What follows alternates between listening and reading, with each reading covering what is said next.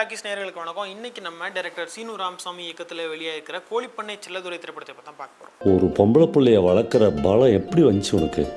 அதுக்காக நீ எவ்வளவு வலியை சுமந்திருப்ப, எவ்வளவு அவமானப்பட்டிருப்ப. ஸோ இந்த படத்தை பற்றி ஃபஸ்ட்டு நம்ம தெரிஞ்சுக்கிட்ட விஷயம் என்ன அப்படின்னு பார்த்தோம் அப்படின்னா, இது வந்து கேரக்டர் ட்ரிவன் ஸ்டோரி. ஸோ அவரோட முக்கால்வாசி படங்கள் மாதிரி இதில் எந்த ஒரு ட்விஸ்ட் அண்ட் டர்ன்ஸோ இல்லை சேசிங்கோ அந்த மாதிரிலாம் இந்த மாதிரி கமர்ஷியல் விஷயங்கள்லாம் இல்லாமல் ஒரு ஃபீல் குட் மூவியாக ஸோ ஒரு கேரக்டர் எடுத்துகிட்டு ஸோ அந்த கேரக்டரோட வாழ்க்கையை நம்ம தொடர்ற மாதிரியான ஒரு விஷயமாக தான் அவர் எடுத்திருப்பாரு. ஸோ இந்த படமும் அந்த மாதிரி ஒரு கேரக்டர் ட்ரிவன் ஸ்டோரியாக தான் உருவாயிருக்கு. ஸோ இந்த படத்தோட கதைக்களம் என்ன அப்படின்னு பார்த்தோம் அப்படின்னா, ஒரு கணவன் மனைவிக்கு நடுவில் நடக்கிற ஒரு பிரச்சனையால் அவங்களோட குழந்தைகள் வந்து தனித்து விடப்படுறாங்க. அவங்க அபேண்டன் ஆகிறாங்க. அவங்கள வந்து பாட்டி எடுத்து வளர்க்க வேண்டிய ஒரு கட்டாயம் ஏற்படுது. ஸோ ஊரில் பாட்டி வளர்த்துக்கிட்டு இருக்கும்போது அந்த பாட்டியும் ஒரு கட்டத்தில் இறந்துடுறாங்க.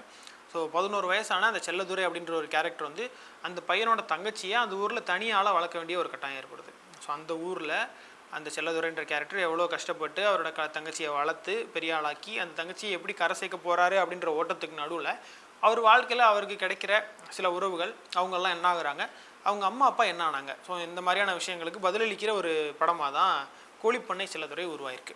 வழக்கமாக நம்ம சீனு ராமசாமி சார் படத்தில் பார்த்த ஒரு ஃபீல் குட் ஃபீலிங் வந்து இந்த படத்தில் நம்மளுக்கு கிடைக்கல அப்படின்னு தான் சொல்லணும்.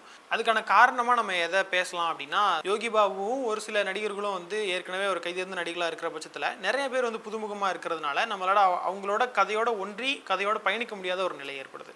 கதையோட ஸ்டேஜிங்கும் ஆக்டர்ஸோட நடிப்பும் வந்து படத்துக்கு தேவையான அளவில் இல்லாத காரணத்தினால இந்த படம் ஒரு கட்டத்தில் ஒரு சலிப்பை ஏற்படுத்துது அப்படின்னு சொல்லலாம். உதாரணத்துக்கு இப்போ 2 பேர் பேசிக்கிறாங்க அப்படின்னாலே அந்த கான்வர்சேஷனில் ஒரு யதார்த்தம் இல்லாமல் இருக்கிறது நம்ம அந்த கேரக்டர்ஸோட பயணிக்க முடியாத ஒரு நிலையை ஏற்படுத்துது அப்படின்னு சொல்லலாம்.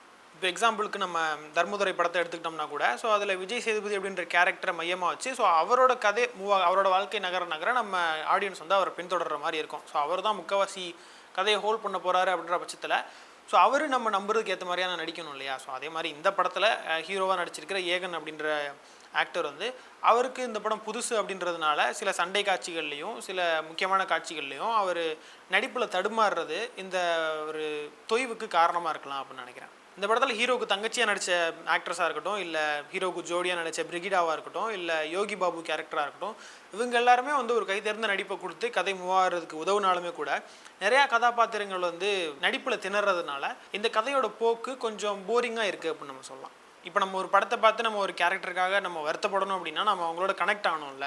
ஸோ அந்த கனெக்ஷன் இந்த படத்தில் மிஸ் ஆகுறது தான் ஒரு பெரிய ப்ராப்ளமாக பார்க்கப்படுது.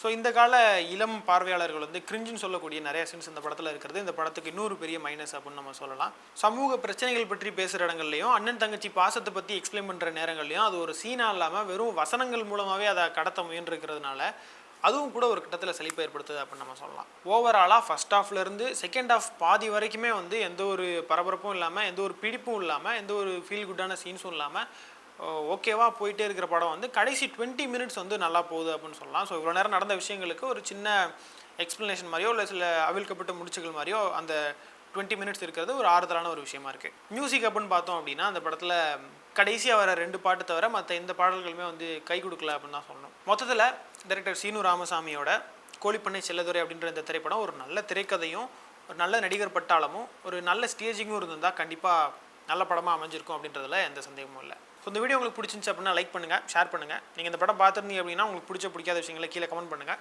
தினமணி சேனலை சப்ஸ்கிரைப் பண்ணுங்கள்.